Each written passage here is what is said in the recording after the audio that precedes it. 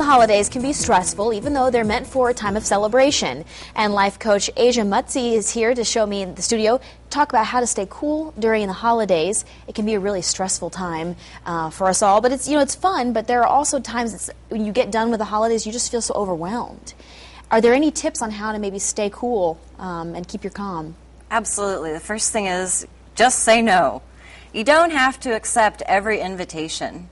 And sometimes that can cause some stress of, trying to plan all of the different family gatherings and make sure that you see everyone in one holiday. But it could be helpful if you alternate. So see one side of the family in November, the next in December. Do post-holiday gatherings or pre-holiday gatherings so it's not as rushed. And you don't have to attend everything that you get an invite to. And some people feel that way. They feel like they need to be there and show up. But now, you have a suggestion for maybe keeping things calm, maybe hosting your own celebration. If you don't want to travel, maybe that's causing stress? Sure. If travel stresses you out, then consider having one gathering at your house, just one. And everyone gets to come to you. And then I would ask some family members or close friends to show up for the cleanup. But that might take some of the anxiety of trying to get A, B, and C places and keep it more centered into one actual celebration.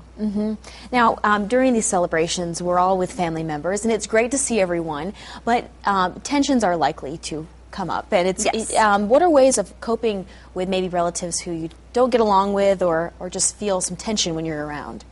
First, accept that this person is probably a difficult person and probably has always been a difficult person, and you're not the only one who finds this relative difficult.